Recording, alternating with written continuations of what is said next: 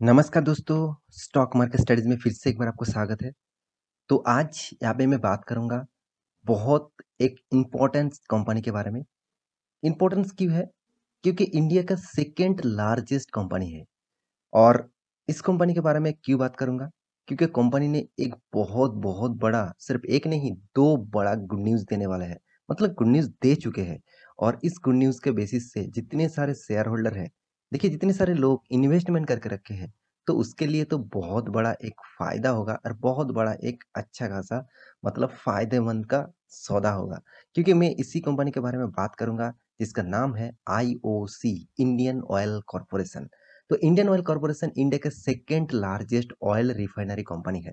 देखिए इंडिया का number 1 oil refinery company कौन है? रिलायंस इंडस्ट्रीज़ है और रिलायंस कंपनी देखा जाए तो एक प्राइवेट कंपनी है और आईओसी जो है वो एक गवर्नमेंट कंपनी है, मतलब एक पीएसयू कंपनीज़ है।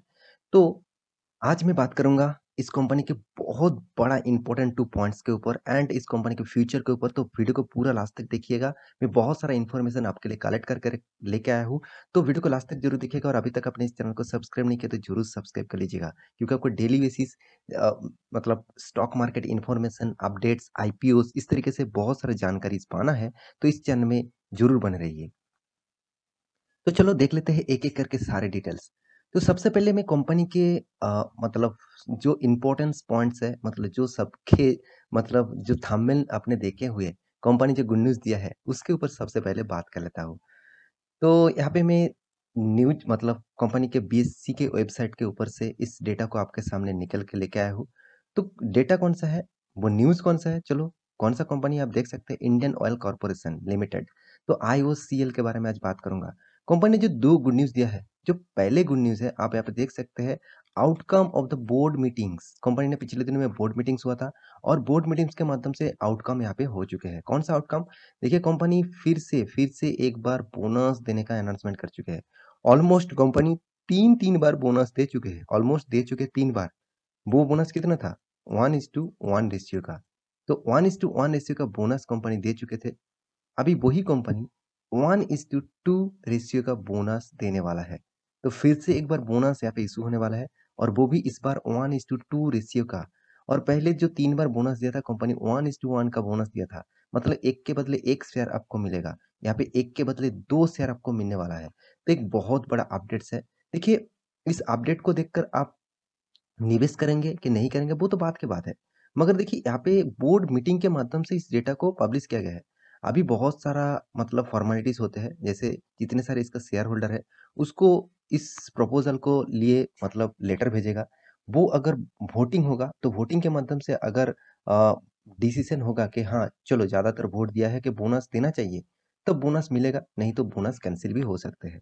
तो एक्चुअली देखा जाए तो बोर्ड मीटिंग यहाँ पे जो बताया जा रहा था, board meeting has fixed 1 July 2022 as record date to the यहाँ पे देखिए determine the eligibility of share holder to receive bonus share. मतलब 1 मतलब जुलाई में फिर से एक बार मीटिंग्स होगा और उसमें फाइनली डिस्कस किया जाएगा कि आपको 1:2 रेशियो का बोनस मिलेगा कि नहीं मिलेगा।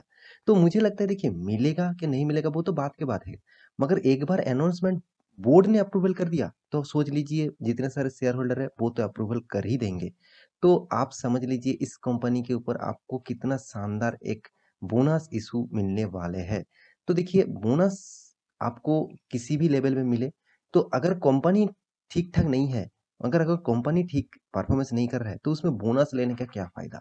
तो चलो कंपनी के डिटेल्स के बारे में बात कर लूँगा। तो उससे पहले देखिए और एक गुड न्यूज़ है, कंपनी साढ़े मतलब ₹3.60 का डिविडेंड यहाँ पे अनाउंसमेंट कर चुके हैं।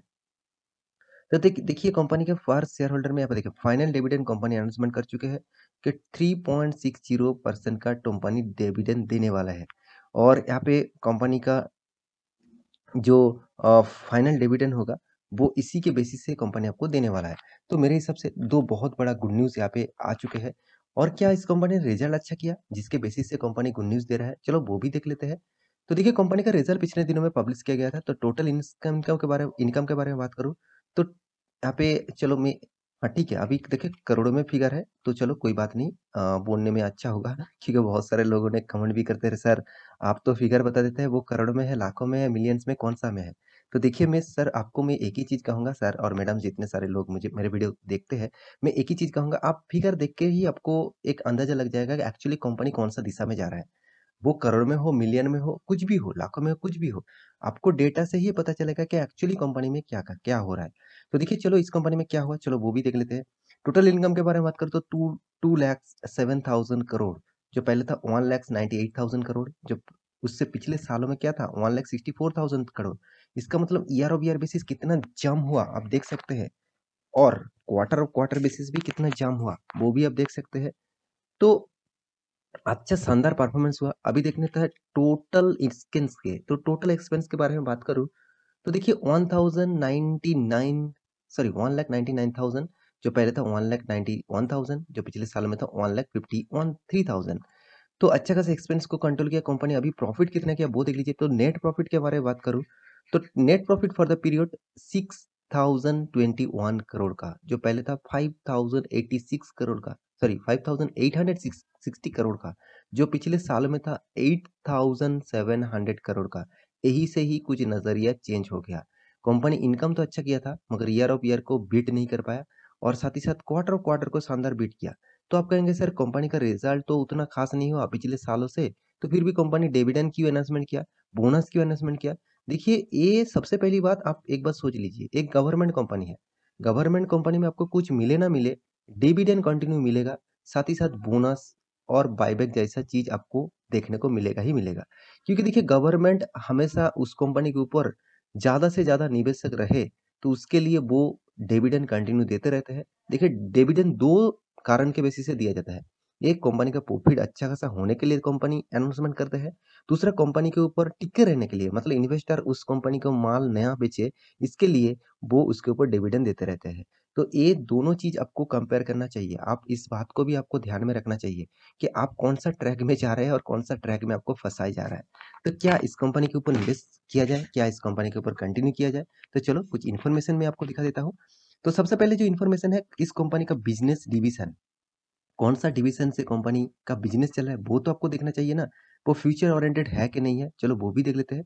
जैसे आप देख सकते हैं रिफाइनरी डिवीजन, कंपनी का सबसे जो मेन इंपॉर्टेंस पार्ट होता है वो रिफाइनरी। क्योंकि देखिए जो क्रूड ऑयल बाहर से मतलब इंपोर्ट किया जाता है। जो आपने कुछ दिनों में एक वीडियो बना के दिया था, मैं रसिया जो है वो इंडिया को डिस्काउंट में क्रूड ऑयल बेचेंगे। तो क्रूड ऑयल बेचा भी था और वो उसका फायदा किसने उठाया, आईओसी ने उठाया, रिलायंस ने उठाया, मतलब और भी बहुत सारे जितने सारे हिंदुस्तान यूनिलीवर भी उठाया, तो इंडियन ऑयल भी उठाया। तो इस तरीके से कंपनी इसका फायदा उठाया। तो सेम टू सेम यहाँ पे भी इस कंपनी ने फायदा उठाया। तो देखिए रिफाइनरी बिजनेस इसका सबसे बड़ा बिजनेस है। साथ ही साथ पाइपलाइन डिवीजन, तो पाइपलाइन के माध्यम से एक जगह से दूसरी जगह तक जो ऑयल को पहुंचाने का काम वो खुद ही इसी कंपनी करते हैं। यहाँ पे देखिए मार्केटिंग डिवीजन, खुद मार्केटिंग भी करते हैं, R&D डिवीजन भी है। यहाँ पे देखिए पेट्रोकेमिकल्स के डिवीजन भी है। साथ ही साथ यहाँ पे देखिए एक्सप्लोरेशन एंड प्रोडक्शन का भी डिवीजन है। एंड यहाँ पे देखिए एक्सप्लोजिव एंड यहाँ पे देखिए कैरियोलॉजिस के ऊपर भी कंपनी काम करते हैं। तो कंपनी की जो डिवीजन है वो अलग-अलग सेक्टर है और सबसे ज़्यादा पॉजिटिव इस कंपनी के ऊपर मुझे जो लगा वो आप देख सकते हैं इसका जो आप देखिए प्रोडक्ट्स एंड सर्विसेज, इसका जो एक्चुअली प्रोडक्ट है वो पेट्रोलियम प्रोडक्ट्स है जो मार्केट को 35% टोटली नेशनली वो कैप्चर करके रखा है। और मतलब आप सोच लीजिए ओवरऑल 35 कैप्चर करके रखना कोई आम बात नहीं है, क्योंकि बहुत सारे लीडर्स कंपनीज है जैसे रिलायंस है, साथ ही साथ हिंदुस्तान यूनिलीवर है, साथ ही साथ इंडियन ऑयल भी है। तो इस तरीके से कंपनी को टक्कर देने के बाद इस तरीके से काम करना कोई आम बात नहीं है। तो कंपनी के शेयर होल्डिंग पैटर्न के बारे में बात करूँ तो देखिए इस कंपनी का जो प्रोमोटर है वो प्रेसिडेंट ऑफ इंडिया मतलब गवर्नमेंट है, आप सभी जानते हैं 51% होल्डिंग उसी के बाद है। उसके बाद देखिए सेंट्रल गवर्नमेंट के पास भी देखिए 0.11% है। फॉरेन इंस्टीट्यूशन के पास 5.81% है। म्यूचुअल फंड के पास 4.66% है। जनरल पब्लिक मतलब आप हम जैसे जैसे लोगों के पास 6.1% है। फाइनेंशियल इंस्टीट्यूशन के पास 8.32% है एंड अदर्स के पास 23% है। ओवरऑल 100% का हिस्सेदारी यहाँ पे आपको सामने दिया गया है। तो इस कंपनी की जो फाइनेंशियल रिपोर्ट है वो मैं आपको थोड़ा-सा दिखा देता हूँ। देखिए कंपनी कोई छोटा-मोटा कंपनी नहीं है। इंडिया का सेकंड लार्जेस्ट पेट्रोकेमिकल कंपनी है, मतलब ऑयल रिफाइनरी कंपनी है। 1,17,000 करोड़ से भी ज़्यादा इसका मार्केट कैप है। इस कंपनी का एक चीज़ मुझे सबसे अच्छा लगा वो है इसका पी रेशियो, एकदम रीज़नेबल प्राइस में है। और सबसे दूसरा पॉइंट अच्छा लगा वो है इसका बुक वैल्यू। कंपनी का बुक वैल्यू के नीचे कंपनी ट्रेड कर रहा है। ये सबसे बड़ा बिग पॉइंट होता है कोई भी कंपनी के लिए। जो कंपनी मतलब बुक वैल्यू के नीचे ट्रेड कर रहा है, मतलब उस कंपनी में पॉजिटिविटी आपको ज़्यादा दिखेगा। तो बाकी पैरामीटर आप देखेंगे तो कंपनी का कर्जा भी है, कंपनी के एनुअल इनकम भी शानदार है, कंपनी का हाथ में कैश भी है। तो मैं इस कंपनी के बारे में सिर्फ एक ही चीज़ कहूँगा, कंपनी ज़बरदस्त है। हाँ, एक चीज़ मुझे आपको नेगेटिविटी ज़रूर दिखाना चाहिए, वो है कंपनी का रिटर्न। इस कंपनी में आप ऐसे मत आशा कर लेना कि इस कंपनी आपको रॉकेट की तरह भागेगा और आपको अराउंड 20-30% का रिटर्न देगा। ऐसा कभी भी नहीं होगा, जब तक गवर्नमेंट के पास इसका हिस्सेदारी है। जब गवर्नमेंट माल बेच देंगे तब हो सकता है। तो देखिए कंपनी फिर पहले भी बता चुका हूँ 3-3 बार बोनस भी दे चुका है। फिर से एक बार 1:2 रेशियो का बोनस कंपनी देने वाला है। तो मेरे हिसाब से इस कंपनी के ऊपर आपको फोकस होना चाहिए। कंपनी डिविडेंड भी बहुत-बहुत बार देते रहते हैं। साथ ही साथ कंपनी के इन्वेस्टर के बारे में तो पहले ही दिखा चुका हूँ। तो ये था कंपनी का एक इन्फॉर्मेशन। तो कंपनी का चार्ट पैटर्न देखेंगे, देखिए कंपनी इस तरीके से ब्रेक होने का कारण क्या है? यहाँ पे भी बोनस दिया, यहाँ पे भी दिया, यहाँ पे भी दिया। तो 3-3 बार बोनस पहले भी दे चुके हैं। अभी देखना है कंपनी फिर से एक बार बोनस दे रहा है। तो 1:2 रेशियो का बोनस दे रहा है, मतलब कंपनी फिर से जो प्राइस था उसको आप 2 से डिवाइड करेंगे तो जो प्राइस दिखेगा उसी प्राइस में जाने को मतलब देखने को मिल सकता है। तो कंपनी अपट्रेंड में जा रहा है, मगर उतना फ़ोर्सफुली नहीं जा रहा है, क्योंकि लॉकडाउन पीरियड यहाँ पे हुआ था। तो इस लेवल से कंपनी रिकवरी उस तरीके से नहीं किया जो पहले जो लेवल था उस लेवल को टच करे। तो मेरे हिसाब से इस कंपनी के ऊपर बहुत स्लो डाउन है। कंपनी में कोई खराबी नहीं है। आप इस तरीके से कंपनी के ऊपर निवेश करना चाहते हैं तो आप ज़्यादा निवेश मत करिए, क्योंकि गवर्नमेंट कंपनी उस तरीके से आपको रिटर्न नहीं देगा। एक्स्ट्रा बेनिफिट देगा मगर रिटर्न उस तरीके से नहीं देगा। तो आप खुद ही डिसीजन लीजिए इस कंपनी के ऊपर आपको रहना है कि नहीं रहना है। तो बाकी आप एक बार स्टडी करके इस कंपनी के ऊपर चेकआउट करना। तो आशा करता हूँ सारी जानकारी आपको मिल चुका है। मेरा वीडियो अच्छा लगा तो लाइक करना, दोस्तों के साथ शेयर करना, चैनल को सब्सक्राइब भी करना। मिलते हैं नेक्स्ट टॉपिक लेके, तब तक के लिए अच्छा रहिए, अपना ख्याल रखिए।